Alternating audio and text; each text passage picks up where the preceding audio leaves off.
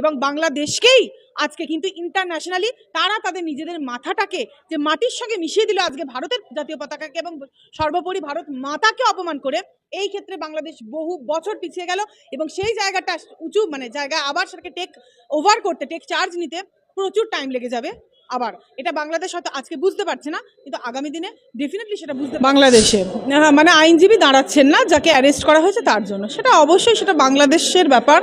অবশ্যই বাংলাদেশিরা দেখুন, আজকে আমাদের দেশে আমরা হিন্দু মুসলমান যেমন মিলেমিশে আছি, আমরা এখানে যেমন হিন্দু সুরক্ষিত মুসলমানও সুরক্ষিত, অবশ্য সেটা পুরোটাও ঠিক নয়। আমাদের এখন যা অবস্থা দেশের, অ্যাকচুয়ালি কোনো জনগোষ্ঠী বা কোনো ধর্মের লোকেরাই সুরক্ষিত নয়।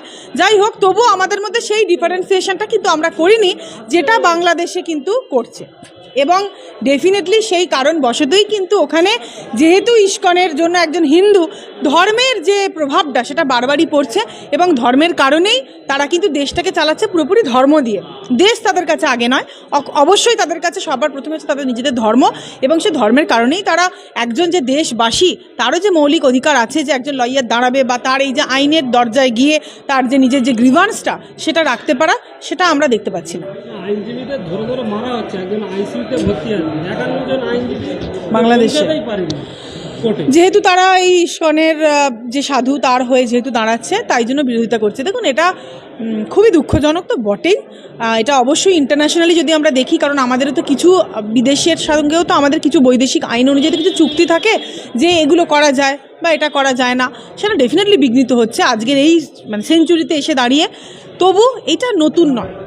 একটা জিনিস জানবেন, যখন শাসক তার নিজের মতন করে মনে করে আমি রাষ্ট্রটাকে চালাবো, তখন শাসকের কথাই শিরোধার্য হয়, শাসকের কথাই কিন্তু তখন শেষ কথা হয়। তখন আইনজীবীরা তাদের যে কাজ বা কর্ম, সেটা আমরা আমাদের দেশের ক্ষেত্রেও দেখেছি, সমস্ত দেশের ক্ষেত্রে, তবে হ্যাঁ বাংলাদেশের ক্ষেত্রে অবশ্যই বেশি, তার কারণ এরা তো অ্যাকচুয়ালি এটা একটা পাকিস্তানেরই একটা সেকেন্ড ভার্সন বাংলাদেশ। সেই কারণে ভারতবর্ষে আইন কানুন ব্যবস্থা যেটা থাকবে সেটা যদি আপনি তুলনা করেন তাহলে কখনোই পারবেন না, কারণ বাংলাদেশের এইটাই আইন কানুন ব্যবস্থা।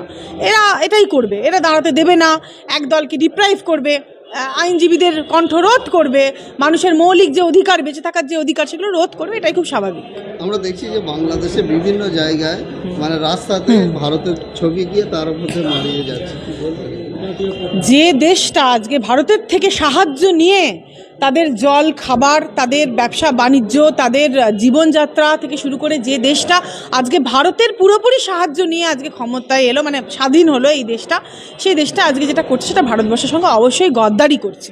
এটাই আমরা আশা করতে পারি, কারণ এই যে বললাম আজকে পাকিস্তানে কিন্তু কোনো হিন্দু থাকতে পারবে না, অথচ আমাদের দেশে কিন্তু মুসলমানদেরকে ভারত মাতা বুক দিয়ে আগলে রেখেছে। এটাই আমাদের দেশের সঙ্গে বাংলাদেশের মতন দেশ বা পাকিস্তানের মতন দেশ, যেটা আর কি ছোটো ভার্সন পাকিস্তানের এখন বাংলাদেশ ধরুন, এটাই ডিফারেন্স।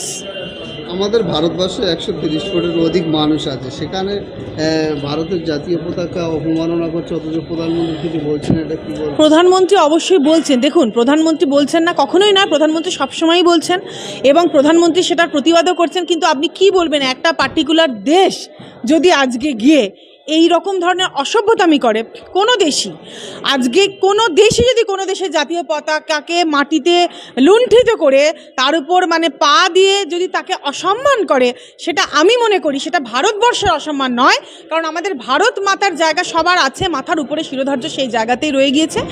কিন্তু এটা সেই দেশের যে ন্যাক্কারজনক গভর্নমেন্ট, ন্যাক্কারজনক সরকার এবং সেই সরকারের কুশিক্ষা এবং সেই জেহাদিকরণের যে নীতি একটা পার্টিকুলার একটা রাষ্ট্রের, সেটাকেই বারবার করে প্রমাণ করে দেয় যে তাদের ভারতের প্রতি এবং আমাদের এই যে হিন্দুত্ববাদীর কথা আমরা বলি, যেহেতু নামটাই Bharat, both goes hand in hand, এটার কতটা তারা বিরুদ্ধে, তাদের কতটা হিংসা এই ভারতের প্রতি, সেটাই বারবার প্রতিফলিত হয়। এবং বাংলাদেশকেই আজকে কিন্তু ইন্টারন্যাশনালি তারা তাদের নিজেদের মাথাটাকে যে মাটির সঙ্গে মিশিয়ে দিল আজকে ভারতের জাতীয় পতাকাকে এবং সর্বোপরি ভারত মাতাকে অপমান করে। এই ক্ষেত্রে বাংলাদেশ বহু বছর পিছিয়ে গেল এবং সেই জায়গাটা উঁচু জায়গা আবার সেটাকে টেক ওভার করতে, টেক চার্জ নিতে প্রচুর টাইম লেগে যাবে। আবার এটা বাংলাদেশ হয়তো আজকে বুঝতে পারছে না, কিন্তু আগামী দিনে ডেফিনেটলি সেটা বুঝতে পারবে।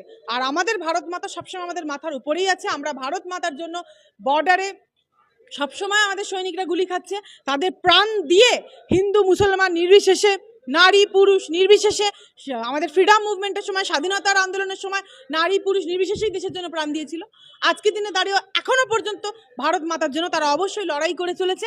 এবং এই যদি বাংলাদেশ সরকারকে এটাই বলবো, তারা যদি মনে করে থাকে যে আমাদের ভারত মাতার পতাকাকে মানে লুণ্ঠিত করে পদস্খলন করে তারা এগিয়ে যাবে, এটার মানে তারা এটা বোঝা উচিত তাদের যে এক্ষেত্রে আমাদের ভারত মাতার অপমান নয়, এটাই বোঝা যায় যে আমাদের ভারত মাতা কতটা মহান, কতটা বিরাট, এবং আপনারা কতটা নিকৃষ্টতম দেশ এবং কতটা নিকৃষ্টতম জাতির উদাহরণ আপনারা গোটা ইন্টারন্যাশনালি আপনারা তুলে ধরছেন। এই যে বাংলাদেশে আইনজীবীরা আক্রান্ত হচ্ছে, ইউনূস সরকারের উদ্দেশ্য আপনি একজন আইনজীবী হিসেবে কি বার্তা দেবেন? দেখুন, ইউনিশ সরকার তো এখনো অব্দি টেম্পোরারি, প্রথম কথা, পার্মানেন্ট এখনো পর্যন্ত নয়। আচ্ছা, এবার আপনি যেটা বলছেন যে মানে আক্রমণ করছে, মানে প্রশ্নটা আপনি কি করলেন ভাই? বাংলাদেশে আইনজীবীদের আইনজীবী নয় শুধু, আমি কথাটা একটু কারেক্ট করে দিই, প্রশ্নটা আইনজীবী শুধু নয়, মানুষ মানে যারা সাধারণ মানুষ ওখানকার তারাও আক্রমণ হচ্ছে।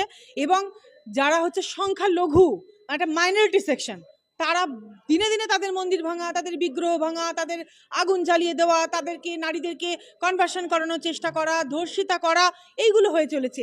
যে দেশটা এই রকমই একটা কালচার বহন করে, তো সেই দেশটা ডেফিনেটলি আইনজীবীদের ওপরেও মানে আমাদের যারা মানে হিন্দুত্ববাদীর জন্য, তো ধরুন ইস্কনের এই যে জায়গাটা, সেটা তো সে তো একটা পার্টিকুলার বলেছে যে না, আমরা বাংলাদেশে বসে আমাদের ধর্মাচরণ করব। ঠিক যেরকম আমাদের মুসলিম ভাই বোনেরা ভারতবর্ষে বসে তাদের ধর্মাচরণ করে, সেখানে কোনো বাধাপ্রাপ্ত হয় না। কারণ আমাদের ভারতীয় সংবিধান দ্বারা যেটা বলা থাকে, ভারতীয় সংবিধানই আমাদের কাছে সবার উপরে, সব কিছুর উপরে। তাহলে সংবিধান দ্বারা যে কোনো জাতি, যে কোনো ধর্মের লোক যেমন ভারতবর্ষে থাকতে পারে, যে কোনো ধর্মের লোক তার যে মানে প্রোপাগেট করতে পারে এবং প্র্যাকটিস করতে পারে তার নিজের যে কোনো রিলিজিয়ান, যেটা সে হোল্ড করছে। তাহলে এই ক্ষেত্রে বাংলাদেশের ক্ষেত্রে যেটা হচ্ছে না, যে না তুমি তোমার ধর্মাচরণ করতে পারো না, তাহলে সেই পার্টিকুলার ধর্মাবলম্বী মানে হিন্দুদের জন্য যারা লড়াই করছে, সেই আইনজীবীদেরকে যে মারবে বা দাঁড়াতে দেবে না, এটা খুবই স্বাভাবিক। তার কারণ হিন্দুদের প্রতি যে বর্বরচিত আচরণ প্রথম দিন থেকে হয়ে এসেছে, সেটা থেকেই পরিষ্কার বোঝা যাচ্ছে যে এই সরকারটা এটাই করতে পারে। মুখ্যমন্ত্রী বলছে যাদের উপর অত্যাচার হচ্ছে, আপনারা পশ্চিমবাংলা চলে আসুন, তাহলে আমরা একবেলা খাবো, একবেলা আপনাদের খাওয়াবো, আপনারা চলে আসুন। দেখুন, ব্যাপারটা হচ্ছে দেশের ইন্টারনাল সিকিউরিটি বলে একটা ব্যাপার আছে। প্রথম কথা, আমরা ভারতীয় সকলেই, পশ্চিমবঙ্গ কোনো ভারতবর্ষের কোনো বিচ্ছিন্ন জায়গা নয়, পশ্চিমবঙ্গ হচ্ছে part and parcel of Bharat. তাহলে আমাদের পশ্চিমবঙ্গের ইন্টারনাল সিকিউরিটির ব্যাপারে প্রথমত আমার মনে হয় মাননীয় ভাবা উচিত। আর এটা কি উনি ঠিক করতে পারেন? একজন রাজ্যের মুখ্যমন্ত্রীর তো এই পাওয়ারটা নেই। এটা দেশের ইন্টারনাল সিকিউরিটি মেনটেনের জন্য এই পাওয়ারটা আছে, কিন্তু আমাদের কেন্দ্রের পাওয়ার আছে। কেন্দ্র যদি বিচার বিবেচনা করে, সেভাবে মনে করে, ডেফিনেটলি ফ্রি ক্যাম্পিং থেকে শুরু করে সমস্ত কিছু সেটা কেন্দ্র ঠিক করবে, কেন্দ্র দেবে সেটা। আর আজকে যে বাংলাদেশে হঠাৎ করে হিন্দুদের উপর অত্যাচার হচ্ছে, সেটা তো নয়। তখন মাননীয় কোথায় ছিলেন? আমার এগুলো মনে হচ্ছে মাননীয় এগুলো শো অফের রাজনীতি হচ্ছে। তার কারণ দেশের ইন্টারনাল সিকিউরিটিটাকে তুমি পুরোপুরি আমাদের দেশের লোকদেরকে ডিপ্রাইভ করে, আমাদের দেশের লোকরা সেফ এবং সিকিউরভাবে আছে কিনা সেটা তুমি না চেক করে তুমি কোনো মতেই কিন্তু হঠাৎ করে কাউকে তুমি আহ্বান করতে পারো না, এটাই আমি বলবো। কেন্দ্র সরকার সবসময় পদক্ষেপ নিচ্ছে, এবং আজকে কেন্দ্র সরকার, তাহলে আপনি ভাবুন, তাহলে এই যে সিএএ করেছে,